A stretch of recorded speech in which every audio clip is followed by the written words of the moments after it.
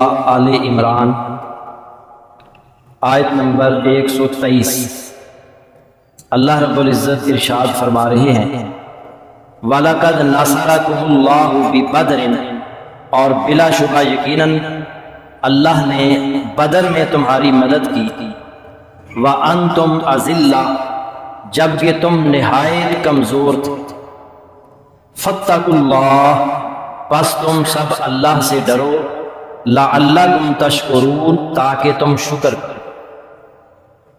حضرات، آج 16 رمضان المبارک ہے اور غزوہ بدر 17 رمضان المبارک 2 ہجری کو پیش آیا تھا۔ اس مناسبت سے آج کے خطبہ میں غزوہ بدر، اس کے حالات، اس سے حاصل ہونے والے دروس اور عبرتوں پر گفتگو ہو۔ آج صبح ہی ہمارے ایک نمازی بھائی کا میسج آیا کہ آج غزوہ بدر پر گفتگو کریں، تو میں نے مناسب سمجھا کہ اس کی خواہش کا احترام کیا جائے۔ غزوہ بدر جو ہے، اس کے اسباب اس طرح بنے کہ قریش کا ایک تجارتی قافلہ مکہ سے شام جا رہا تھا۔ رسول اللہ صلی اللہ علیہ وسلم نے اس قافلے کو پکڑنے کا ارادہ کیا، لیکن وہ بچ نکلا۔ جب شام سے واپس مکہ کی طرف آ رہا تھا تو نبی صلی اللہ علیہ وسلم نے حضرت طلحہ بن عبید اللہ رضی اللہ تعالی عنہ اور سعید بن زید رضی اللہ تعالی عنہ کو اس کے حالات کا پتہ چلانے کے لیے بھیجا۔ نبی صلی اللہ علیہ وسلم نے صحابہ سے مشاورت کی، چنانچہ کیونکہ جو وہ لشکر تھا، وہ جو قافلہ تھا، اس میں بڑا مال تھا ان کے پاس، 1000 اونٹ تھے اور 262 کلو سونا تھا، 262 کلو سونا، اور اسی طرح اور دیگر سامان تھا۔ نبی صلی اللہ علیہ وسلم نے صحابہ سے کہا ہو سکتا ہے اللہ تعالیٰ ہمیں یہ قافلہ جو ہے سامان سمیت بطور مال غنیمت کے عطا کر دے، چنانچہ نکلی۔ لیکن آپ نے سب پر پابندی نہیں لگائی، ترغیب دلائی۔ چنانچہ آپ صحابہ کو لے کر نکلے۔ جب نکلے، ادھر ابو سفیان جو تھا، اس قافلے کا جو تھا وہ سپہ سالار تھا، اس کو بھی اس کی خبر ہو گئی۔ اس نے اس کی اطلاع مکہ کے اندر ابو جہل تک پہنچا دی۔ ابو جہل جی وہاں اپنے اس قافلے کو بچانے کے لیے ایک بہت بڑا لشکر لے کر مدینہ کی طرف روانہ۔ ادھر ابو سفیان اپنے قافلے کو بچا کر مکہ پہنچ گیا، مگر ابو جہل کو اس کی اطلاع مل گئی کہ قافلہ حفاظت کے ساتھ مکہ پہنچ چکا ہے، مگر اس نے کہا اب نکلے ہیں تو اب مسلمانوں کا کام تمام کر کے جائیں۔ چنانچہ وہ اپنے ساتھیوں کو لے کر بدر کی طرف پہنچا۔ نبی صلی اللہ علیہ وسلم کو اس کی اطلاع مل گئی کہ ابو سفیان اپنے قافلے کو لے کر مکہ پہنچ چکا ہے، اور ادھر ابو جہل جو ہے وہ 1000 سے زائد کا لشکر لے کر پہنچ گیا۔ آپ نے صحابہ کو اکٹھا کیا، مشاورت کی کیا کرنا چاہیے۔ حضرت ابو بکر صدیق رضی اللہ تعالیٰ عنہ پہلے اٹھے، پھر عمر فاروق رضی اللہ تعالیٰ عنہ اٹھے۔ انہوں نے کہا کہ ہم آپ کے ساتھ ہیں، آپ کی خاطر ہم نے گھر بار چھوڑا، ہجرت کی، آپ کہیں گے تو ہم لڑیں گے دشمنوں کے ساتھ۔ آپ بار بار کہہ رہے ہیں کہ مجھے مشورہ دو۔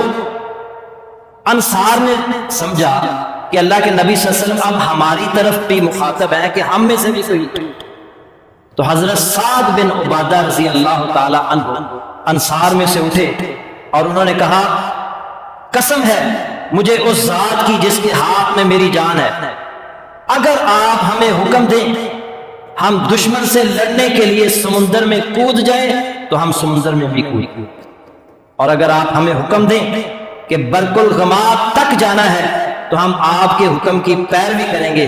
حضرت سعد رضی اللہ تعالیٰ عنہ کی بات سن کر رسول اللہ صلی اللہ علیہ وسلم بہت خوش ہوئے، اور حضرت مقداد بن عمر رضی اللہ تعالیٰ عنہ فرمانے لگے اے اللہ کے نبی ہم بنو اسرائیل کی طرح یہ نہیں کہیں گے. موسیٰ علیہ السلام کو انہوں نے کہا تھا فَاذْهَبْ أَنْتَ وَرَبُّكَ فَقَاتِلَا إِنَّا هَاهُنَا قَاعِدُونَ. تم اور تمہارا رب جاؤ اور لڑو، ہم یہیں بیٹھے. ہم یہ نہیں کہیں گے ہم لڑیں گے. چنانچہ نبی صلی اللہ علیہ وسلم بڑے خوش ہوئے. مسلمانوں کی تعداد، چونکہ آپ صلی اللہ علیہ وسلم نے مدینہ سے نکلتے ہوئے ہر صحابی کو نکلنے کا حکم نہیں دیا، کیونکہ آپ کا مقصد اس قافلے کو پکڑنا تھا، لڑائی کے لیے نکلے ہی نہیں تھے. 313 بعض روایات میں 314 بھی، بعض میں 317 بھی، بعض میں 319 تعداد آتی ہے مسلمان،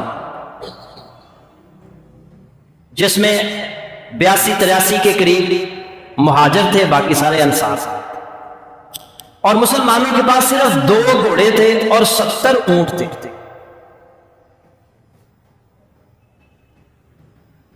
نبی صلی اللہ علیہ وسلم نے اس طرح کیا کہ ایک اونٹ 3 صحابہ کے حصے میں کر، ایک اونٹ 3 صحابہ کہ باری باری اس پر سوار ہونا ہے، تینوں نے اکٹھے سوار نہیں ہونا.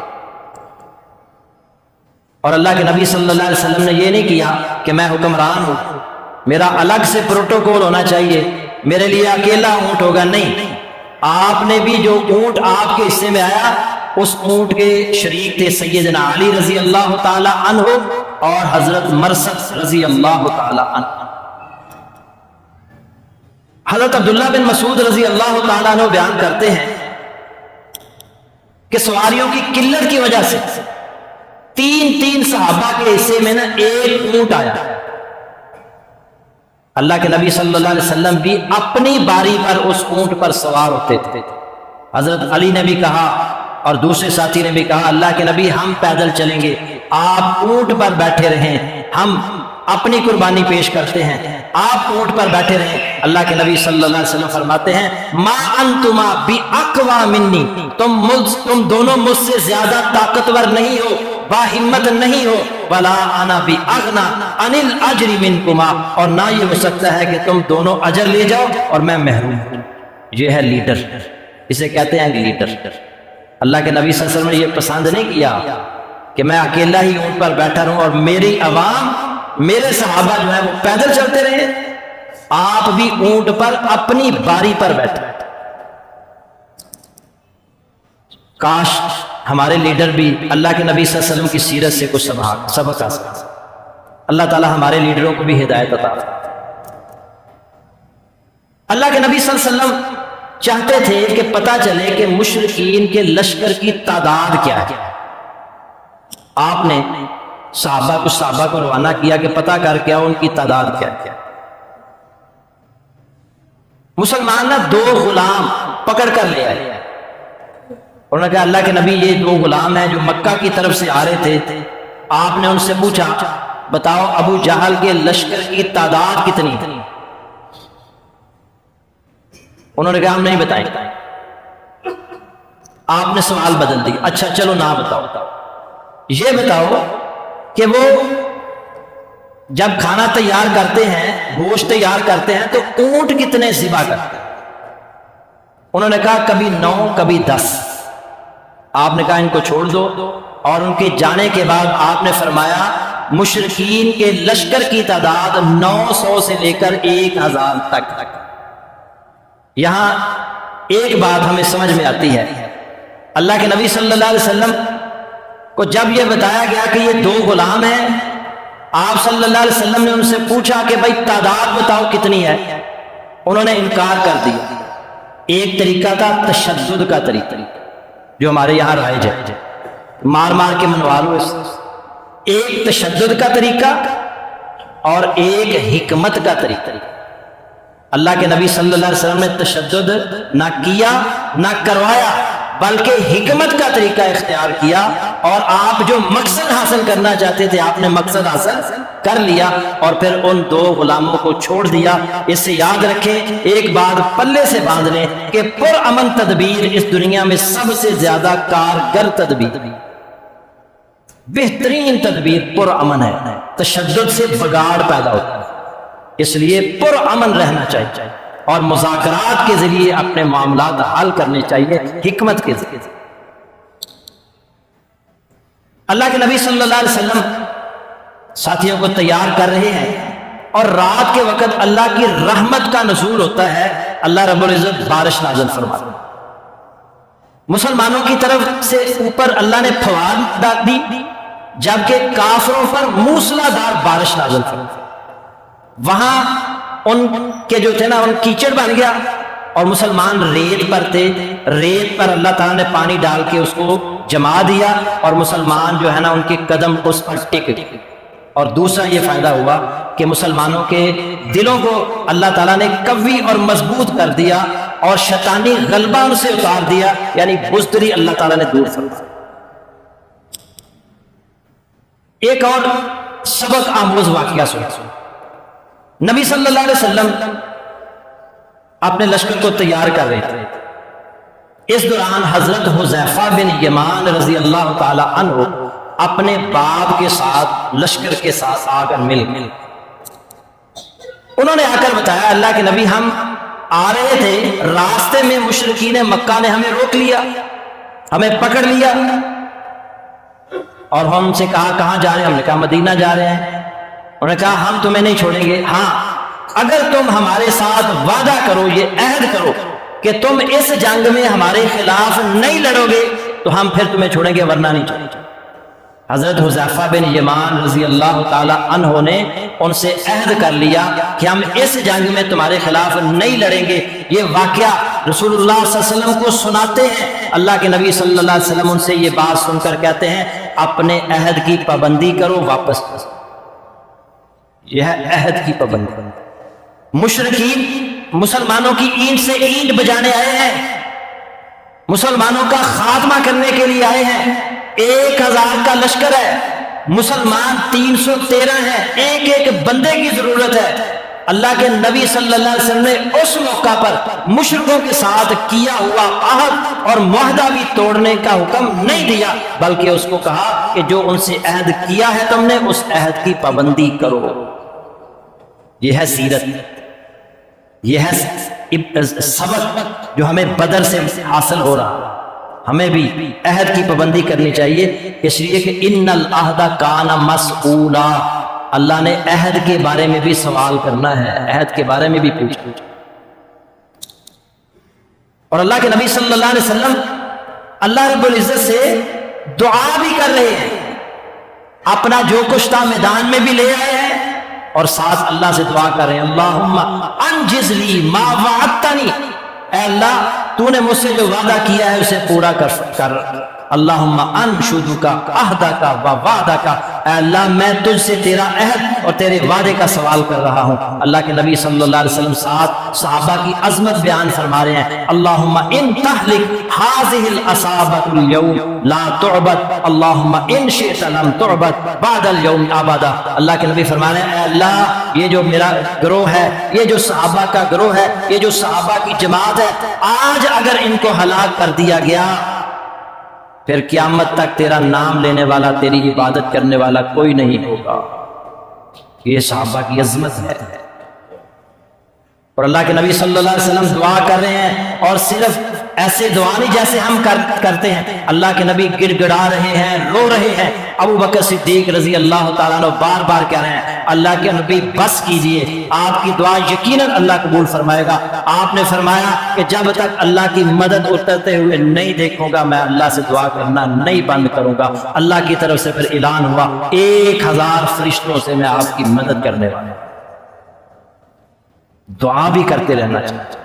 اللہ کے نبی صلی اللہ علیہ وسلم باہر نکل رہے اپنے حجرے سے، جب اللہ نے یہ وعدہ فرمایا 1000 لشکر سے، 1000 فرشتوں سے، پھر 3000 کا بھی وعدہ کیا، 5000 فرشتوں کا بھی وعدہ کیا، اللہ کے نبی خوشی خوشی پرجوش طور پر باہر نکل رہے ہیں اور فرما رہے ہیں سَيُحْزَمُ الْجَمْعُ وَيُوَلُّونَ الدُّبُرَ، ان قریب یہ کافروں کا، یہ مشرکوں کا جتھا شکست کھا جائے گا اور پیٹ پھیر کر بھاگے گا۔ اللہ کے نبی صلی اللہ علیہ وسلم نے ایسے مٹی اٹھاتے ہیں اور کنکریلی ریت ہے آپ کے ہاتھ میں، اور پھر آپ مشرکین کی طرف ایسے پھینک پھینک دیتے ہیں، اللہ رب العزت اس تھوڑی سی مٹی کو 1000 لشکر کی آنکھوں کے اندر، ناک کے اندر اور منہ تک پہنچاتا ہے۔ وما رمیت اذ رمیت ولکن اللہ رما، جب آپ نے وہ مٹی پھینکی تو در حقیقت آپ نے نہیں پھینکی بلکہ اللہ نے اسے، سورہ انفال میں اللہ رب العزت نے ان کی آنکھوں میں وہ مٹی پہنچا دیا۔ مقابلے پر مسلمان اس طرف ہیں، کافروں کا لشکر دوسری طرف ہے۔ اب لڑائی شروع ہوتی ہے۔ سب سے پہلے مشرکین کی طرف سے 3 آدمی نکلتے ہیں، عتبہ، شیبہ، ولید بن عتبہ، اور ان کا مقابلہ کرنے کے لیے 3 مسلمان میدان میں آتے ہیں، انصاری مسلمان۔ وہ آگے سے کہتے ہیں نہیں نہیں، اور تمہارا ہمارے ساتھ کوئی مقابلہ نہیں ہے، اے اللہ کے نبی، اے محمد اپنے رشتہ داروں کو بھیجو، ہمارے رشتہ داروں کو بھیجو۔ اللہ کے نبی صلی اللہ علیہ وسلم ان کو واپس بلاتے ہیں اور پھر اپنے قریب ترین کس کو بھیجتے ہیں؟ علی اٹھو، حمزہ اٹھو، عبیدہ بن حارث تم بھی اٹھو۔ حضرت علی آپ کے چچا کے بیٹے ہیں، داماد ہیں، اور اسی طرح حضرت حمزہ آپ کے چچا ہیں، اور عبیدہ بن حارث بھی آپ کے تائی کے بیٹے ہیں، چچا کے بیٹے ہیں۔ یہ تینوں میدان میں نکلتے ہیں۔ حضرت علی بھی اس کو جہنم رسید کر دیتے ہیں، حضرت حمزہ بھی اپنے دشمن کو جہنم رسید کر دیتے ہیں، جبکہ عبیدہ بن حارث شدید زخمی ہو جاتے ہیں، اور حضرت علی اور حضرت حمزہ اپنے دشمن کو ختم کر کے پھر ان کی مدد کو آتے ہیں اور اس تیسرے آدمی کو بھی قتل کر دیتے ہیں، ان کو اٹھا کر لے آتے ہیں۔ یہ شدید زخمی ہیں۔ جنگ بدر کے 3 یا 4تھے روز یہ بھی اللہ کے پاس کی شہادت کے مرتبے پر فائز آئے۔ نبی صلی اللہ علیہ وسلم کے چچا کے بیٹے حضرت عبیدہ بن حارث رضی اللہ عنہ۔ حضرت عبد الرحمن بن عوف فرماتے ہیں کہ میں کھڑا تھا کہ 2 لڑکے میرے پاس آئے، کہنے لگے کہ ابو جہل کدھر ہے؟ بتاؤ چچا ابو جہل کہاں ہے؟ وہ کہتے ہیں، اور میں نے کہا تم نے کیا کرنا ہے؟ کہنے لگے ہمیں پتہ چلا ہے کہ ابو جہل ہمارے نبی کو گالیاں بکتا ہے، ہمارے نبی کی گستاخی کرتا ہے، آج ہم اس کو سبق سکھائیں گے، آج ہم اس سے بدلہ لیں گے۔ چھوٹے چھوٹے بچے ہیں۔ حضرت عبد الرحمن بن عوف حیران ہو رہے ہیں اور ان کی طرف دیکھ رہے ہیں، وہ کیسی باتیں کر رہے، تم ابو جہل کا مقابلہ کرو گی؟ نے کہا ہاں، ہمارے اندر تم ہمیں ہماری جو ہے نا وہ یہ نہ دیکھو کہ یہ بچے ہمارے اندر جو ایمان ہے اس کو دیکھو، بتاؤ ہمیں ابو جہل کدھر ہے؟ وہ کہتا ہے کہ مجھے ابو جہل نظر آیا۔ میں نے کہا وہ دیکھو وہ ابو جہل ہے۔ وہ دونوں نوجوان تیزی کے ساتھ جاتے ہیں اور ابو جہل پر حملہ کر دیتے ہیں۔ ابو جہل کو قتل کر کے پھر تلواریں خون آلود لے کر نبی صلی اللہ علیہ وسلم کے پاس آتے ہیں، اے اللہ کے نبی آپ کے دشمن ابو جہل کو جہنم واصل کر۔ نبی صلی اللہ علیہ وسلم تلواروں کو دیکھتے ہیں، ایک کہتا ہے میں نے قتل کیا، دوسرا کہتا ہے میں نے قتل کیا۔ آپ دونوں کی تلواروں کو دیکھتے ہیں، دونوں خون آلود ہیں۔ اللہ کے نبی فرماتے ہیں تم دونوں نے اسے قتل کیا۔ دوسری روایت میں آتا ہے کہ ابو جہل کو یہ مار کر یہ سمجھے کہ مر گیا ہے، لیکن ابھی اس کی جان نکلی نہیں تھی۔ عبداللہ بن مسعود رضی اللہ تعالی عنہ اس کے سر پر پہنچ جاتے ہیں اور اسے کہتے ہیں ابو جہل تو ابھی زندہ ہے۔ تلوار نکالتے ہیں تو وہ کہتا ہے اور کبھی اتنے بڑے چودھری کو مارا تم نے؟ تکبر، آخری وقت تک تکبر نہیں کیا۔ کہنے لگا میری گردن جو ہے نا وہ ذرا نیچے سے کاٹنا، پتہ چلے کہ چودھری کی گردن۔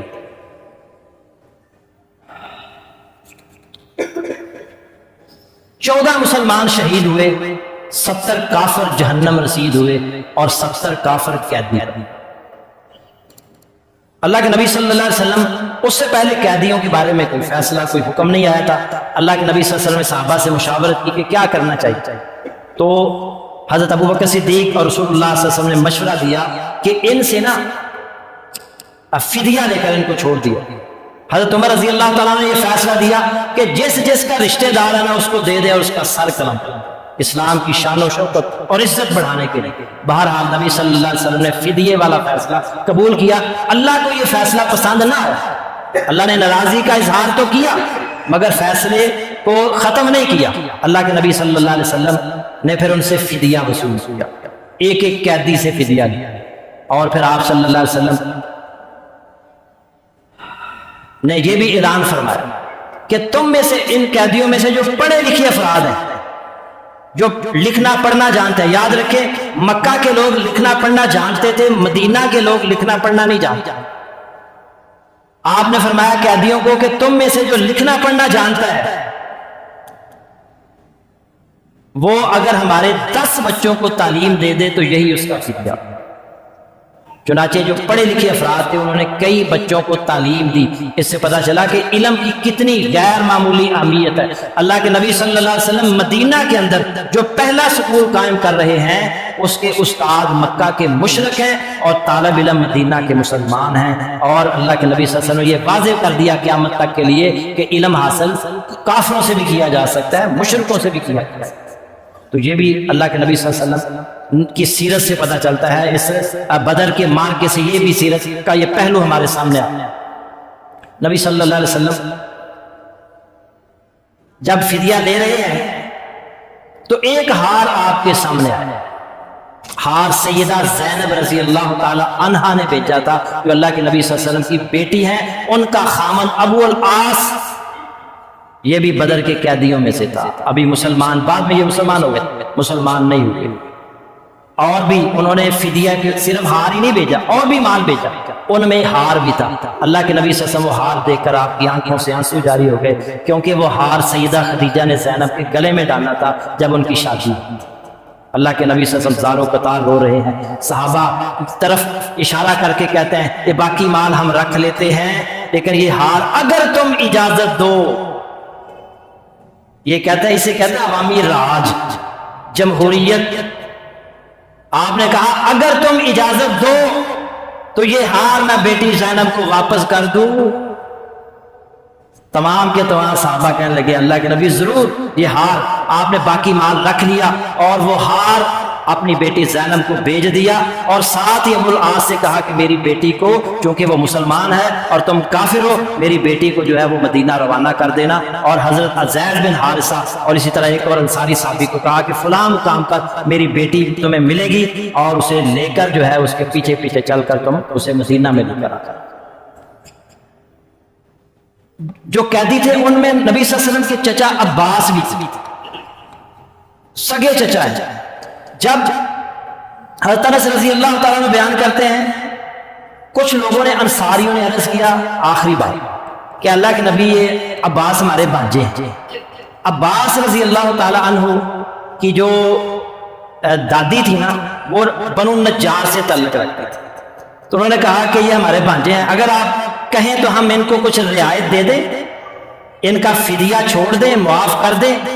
آپ نے فرمایا اللہ کی قسم ایک درہم بھی نہیں چھوڑ، اللہ کی قسم ایک درہم بھی نہیں چھوڑنا، کیونکہ عباس رضی اللہ تعالیٰ عنہ کافی مالدار آدمی تھے، اور اللہ کے نبی، حالانکہ دیکھیں اللہ کے نبی کے چچا ہیں، لیکن آپ صلی اللہ علیہ وسلم نے فرمایا کہ اس سے ایک درہم بھی نہیں چھوڑنا۔